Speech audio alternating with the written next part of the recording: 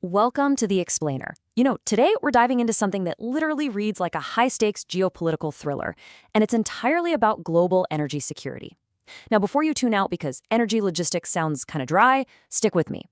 The global oil supply chain dictates the cost of absolutely everything.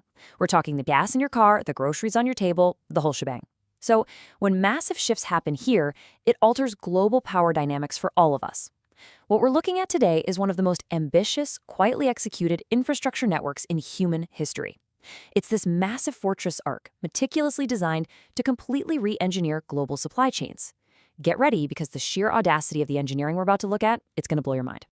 Okay, let's kick things off with a staggering number. 80%. That is the massive chunk of China's imported oil that currently has to pass through these incredibly narrow, highly vulnerable maritime choke points. We're talking about vital arteries like the Strait of Malacca and the Strait of Hormuz. These stretches of water carry huge percentages of the world's oil supply. But here's the catch. They're ultimately monitored and controlled by foreign navies. If you're a country whose entire economic engine runs on that energy, having 80% of it floating through foreign-controlled waters, that is a terrifying vulnerability. And actually, this terrifying vulnerability has a name. It's called the Malacca Dilemma. This is the absolute core issue driving everything we're about to explore today. The term was coined back in 2003 by China's leader at the time, Hu Jintao, and it perfectly captures Beijing's dramatic turning point, or rather, their panic moment. They realized their country's continued growth depended entirely on routes they just don't control. To put it in perspective, the Strait of Malacca is only about 1.7 miles wide at its narrowest point. The dilemma is this profound fear that just one blocked waterway, just one major naval blockade, could literally hold their entire nation hostage. Now, this wasn't just some overnight panic. It was a slow build of escalating alarms. The first big warning sign flashed back in 1991 during the Gulf War. Chinese strategists watched the United States rapidly deploy a massive fleet halfway across the planet and take control of a vital oil region. Then, the 2003 Iraq War happened. That upgraded the warning to a 5-alarm fire. It proved that not only were the supply routes incredibly vulnerable, but the oil sources themselves could face sudden regime change and destabilization. So these escalating alarms pushed China from, passive anxiety into aggressively building a multi-billion-dollar domestic fortress. We're talking huge infrastructure megaprojects starting in the 2010s, leading right up to some absolutely extreme engineering targets set for 2026. So, how do you actually solve a vulnerability that massive? Well, enter the string of pearls strategy. Instead of sending out warships to pick fights with foreign navies directly, China deployed checkbooks. We're talking over $1.3 trillion in overseas economic investments. Basically, they approached developing countries and offered these fast, large-scale loans to build vital infrastructure, usually with very few overt political strings attached. But in return, they bought immense geopolitical leverage. They gained predictable decision-making, local influence without firing a single shot, and crucially, strategic port access along those key maritime routes. They are completely re-engineering global supply chains in their favor, essentially through long-term economic dependence. Let's trace a drop of oil on this brand new supply chain to see how the string of pearls actually works in practice. Instead of risking the tense Persian Gulf, a tanker docks at Fujairah port in the UAE, totally bypassing the Strait of Hormuz. From there, it heads to Gwadar port in Pakistan. China actually took this once isolated fishing town and transformed it into a massive deep-water transit hub capable of handling giant ships. Then, from Gwadar, the oil travels straight overland into China's Xinjiang province.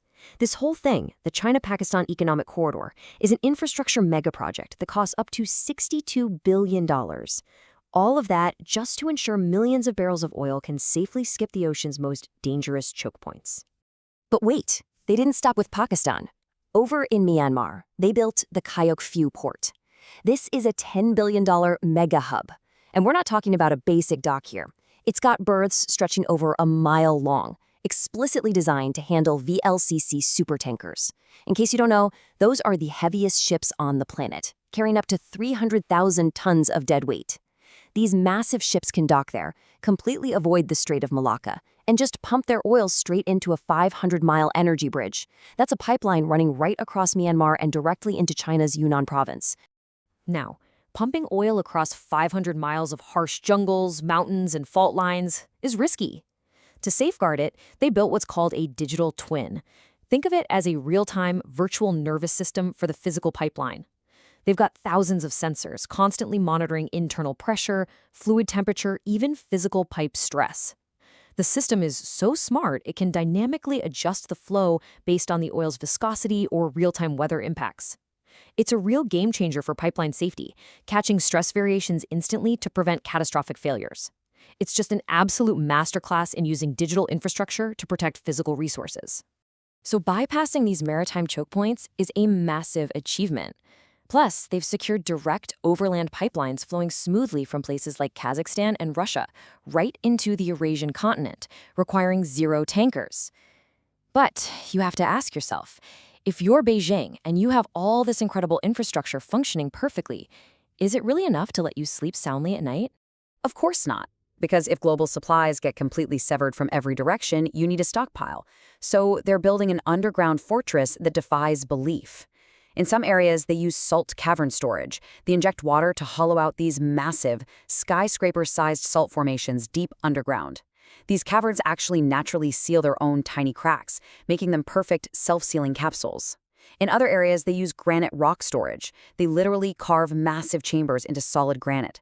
And to stop the oil from leaking out, they surround the chamber with a pressurized water barrier that literally squeezes the cavern shut from the outside. The subterranean engineering happening here is absolutely astonishing. Just try to wrap your head around this number, 169 million. That is the barrel capacity they added in just 2 years. In 2025 and 2026 alone, China started building 11 more of these underground sites. This rapid expansion protects an additional 169 million barrels of oil buried deep beneath the earth, and that's heavily guarded, alongside hundreds of massive above-ground storage tanks spread across the industrial hubs on their coast. So, what's the result of all this hollowing out and drilling? A stockpile estimated at up to 2 billion barrels of oil. To put that into perspective, the international benchmark for a strategic reserve is just 90 days of supply. China, they have quietly built an unprecedented 140-day buffer. They have completely dwarfed global standards. And they actively manage this incredible self-sufficiency with a smart national platform that's designed to automatically redirect energy flows at a moment's notice. All right, so with an incredible network of maritime bypasses up and running, and a towering 140-day underground supply tightly secured, we arrive at the final piece of this geopolitical puzzle. What do they do if the absolute worst-case scenario happens? I mean, if the outside world gets completely cut off and those massive stockpiles slowly begin to run dry. The answer is domestic extremes. When your traditional domestic oil fields start showing signs of exhaustion, you don't just pack up and give up. No, you go deeper than almost anyone else on the planet. And deep in the Tarim Basin of Xinjiang province, the Shendi Take One project is doing exactly that. They're utilizing these massive automated lifting rigs with a capacity of over 10,000 tons. They're piercing straight through the planet's crust in a desperate search for untouched energy reserves. But here's the thing.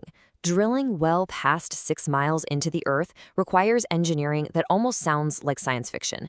At those extreme depths, temperatures easily exceed 428 degrees Fahrenheit. Normal drilling fluid, it would just boil and break down completely. So Chinese engineers had to invent a highly classified, proprietary chemical fluid cocktail. It's a true marvel of chemistry. It simultaneously withstands the intense heat, cools down the drill bit under extreme friction, and reinforces the walls of the deep wells so the entire hole doesn't just collapse in on itself. And their ultimate target for 2026 is staggering, 49,200 feet. Guys, that is nearly 9.5 miles straight down into the earth. At this depth, the conditions are borderline apocalyptic. We're talking temperatures potentially hitting 752 degrees Fahrenheit. But the reward is colossal. Reaching these depths could unlock an estimated 1.7 billion tons of domestic oil equivalent in places like the Sinbei field. Yes, it demands entirely new materials and totally groundbreaking engineering solutions, but it provides the ultimate prize, total energy independence. Think about it. Over $1 trillion spent bypassing global choke points. Skyscraper-sized salt caverns holding a 140-day buffer, drilling over 9 miles into the boiling crust of the earth.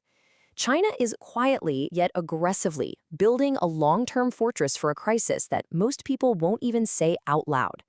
So, looking at the sheer unimaginable scale of this preparation, what exactly are they preparing for? Thank you so much for joining me on this explainer. I really hope it helped you grasp the massive reality of this global energy bypass. I'll catch you next time.